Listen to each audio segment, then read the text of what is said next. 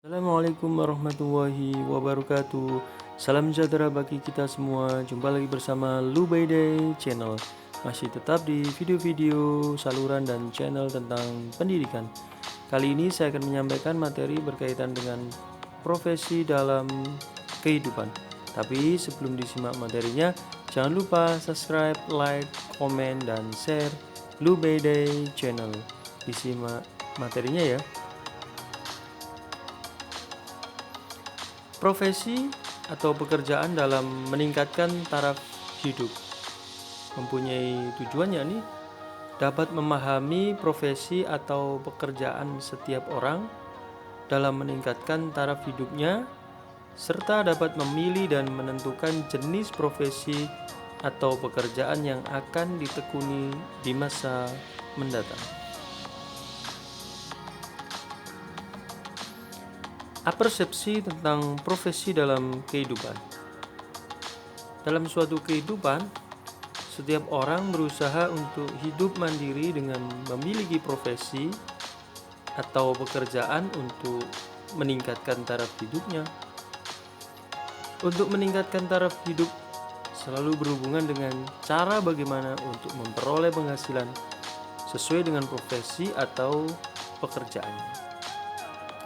Banyak profesi atau pekerjaan yang ada di masyarakat dengan cara memperoleh penghasilan yang berbeda-beda, tergantung dari cara yang dilakukannya. Ada yang dengan cara bekerja di tempat orang lain, seperti di perusahaan, perkantoran, retail, dan lain-lain. Bekerja menjual keahlian atau profesi yang dimilikinya. Membangun usaha sendiri atau berwirausaha, dan sebagainya. Pengertian perencanaan karir. Karir merupakan kata yang sering diungkapkan seseorang yang berkaitan dengan pekerjaan. Menurut Hamdi, dikutip dari Walkito tahun 2010 halaman 2001 menyatakan bahwa karir merupakan pekerjaan atau profesi. Sedangkan menurut Murray yang dikutip dari Supriyatna tahun 2009 halaman 9 bahwa karir dapat dikatakan sebagai suatu rentang aktivitas pekerjaan yang saling berhubungan.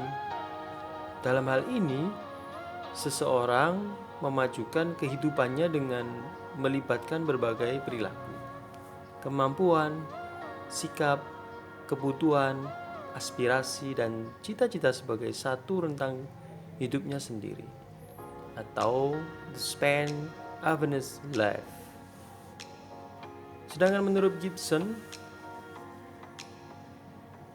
tahun 2005 halaman 353 juga menjelaskan bahwa karir merupakan rangkaian sikap dan perilaku yang berkaitan dengan pengalaman dan aktivitas kerja selama rentang waktu kehidupan seseorang dan rangkaian aktivitas yang terus berkelanjutan.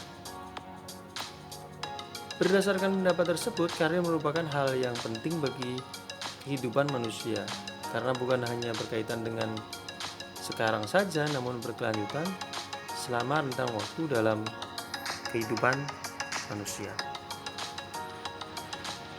Tujuan perencanaan karir. Yang pertama, meningkatkan kesadaran diri atau self-awareness dan pemahaman diri atau self-understanding. Yang kedua, mencapai kepuasan pribadi atau personal satisfaction. Yang ketiga, mempersiapkan diri pada penempatan yang memadai atau adequate placement. Yang keempat, mengefisienkan waktu dan usaha yang dilakukan dalam berkarir. Manfaat perencanaan karir. Menurut Soekardi tahun 1993 halaman 24 bahwa yang disebut perencanaan karir memiliki beberapa manfaat bagi individu, yakni antara lain yang pertama membantu dalam mempersiapkan diri mengambil keputusan berdasarkan informasi karir yang diterima. Yang kedua, mengembangkan kepercayaan diri. Yang ketiga, dapat mengenal peluang-peluang yang akan dijumpai. Dan yang keempat, dapat menentukan apa yang akan dipersiapkan dalam menekuni karir. Hal-hal yang dipersiapkan dalam menekuni karir. Ada dua faktor. Yang pertama adalah faktor internal dan yang kedua adalah faktor eksternal. Untuk faktor internal yang mampu mempengaruhi perencanaan karir, yang pertama, nilai-nilai kehidupan, yaitu ideal-ideal yang dikejar oleh seorang di mana dan kapan saja. Yang kedua, taraf intelijensi, yaitu taraf kemampuan untuk mencapai prestasi-prestasi yang di dalamnya berpikir memegang peranan dalam mengambil keputusan mengenai jabatan. Yang ketiga, bakat khusus, yaitu kemampuan menonjol di suatu bidang usaha kognitif, bidang keterampilan, atau bidang kesenian. Yang keempat, minat, yaitu kecenderungan yang agak menetap pada seseorang untuk merasa tertarik pada suatu bidang tertentu dan merasa senang berkecimpung dalam berbagai kegiatan yang berkaitan dengan bidang itu. Yang kelima, sifat, yaitu ciri-ciri kepribadian yang bersama-sama memberikan corak khas pada seseorang seperti riang gembira, ramah, halus, teliti, terbuka, fleksibel, tertutup, lakas kuku, pesimis, dan ceroboh. Yang keenam, pengetahuan, yaitu informasi yang dimiliki tentang bidang-bidang pekerjaan dan tentang diri sendiri. Dan yang ketujuh adalah keadaan jasmani, yaitu ciri-ciri fisik yang dimiliki seseorang.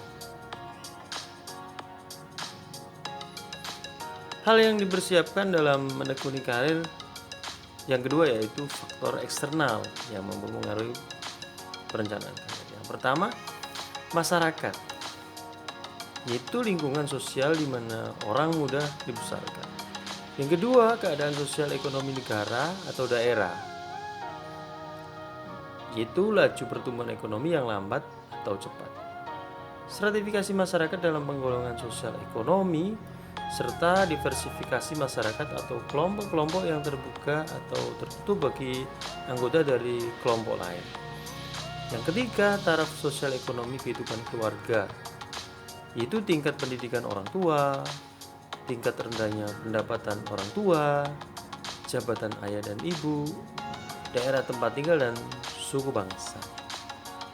Yang keempat, orang-orang lain yang tinggal serumah selain orang tua sendiri dan kakak adik sekandung, dan harapan keluarga mengenai masa depan anak akan memberi pengaruh besar bagi anak dalam menyusun dan merencanakan karirnya. Yang kelima, pendidikan sekolah, yaitu pandangan dan sikap yang dikomunikasikan kepada anak didik oleh staf petugas bimbingan dan tenaga pengajar mengenai nilai-nilai yang terkandung dalam bekerja, tinggi rendahnya status sosial, jabatan-jabatan dan kecocokan jabatan tertentu untuk anak laki-laki dan perempuan. Yang keenam, pergaulan dengan teman-teman sebaya, yaitu beraneka pandangan dan variasi harapan tentang masa depan yang terungkap dalam pergaulan sehari-hari. Dan yang ketujuh, tuntutan yang melekat pada masing-masing jabatan dan pada setiap program studi dan berhasil di dalamnya. Profesi atau pekerjaan untuk memperoleh penghasilan. Pernahkah Anda mengamati aktivitas sehari-hari orang dewasa? Mungkin Anda bisa mengamati bapak, ibu, paman, atau orang-orang dewasa yang ada di sekitar Anda.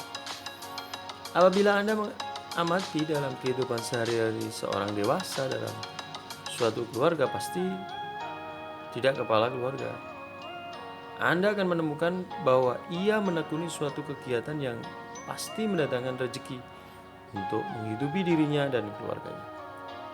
Misalnya, yang pertama, petani, pegawai kantor, buruh, pegawai pabrik, karyawan swasta, pegawai negeri, nelayan, guru, entertain, politikus, dan lain sebagainya, dan masih banyak jenis atau profesi pekerjaan untuk memperoleh penghasilan yang layak, bahkan memperoleh penghasilan yang halal. Terima kasih telah menyimak materi tentang profesi dalam kehidupan. Jangan lupa subscribe, like, komen, dan share Lu By Day channel. Ditunggu materi-materi berikutnya ya. Terima kasih, sampai jumpa. Dadah.